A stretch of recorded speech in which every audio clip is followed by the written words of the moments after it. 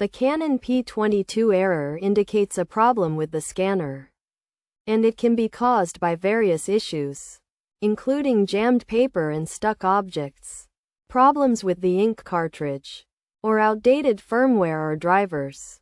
To resolve this error, start by checking for jammed paper. Unplug the device from the power source. Open the printer cover and inspect for any blockages, paper debris, or foreign objects that could be causing the jam.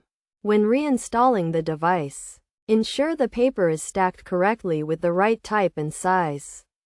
Next, inspect the ink cartridges by opening the printer cover to access them, and check if they are properly installed, have enough ink, or need a refill. If the issue persists, consider updating the firmware or drivers by installing the latest software update for your Canon printer. Then restart the device. If none of these solutions work, it may be necessary to consult a professional for further guidance.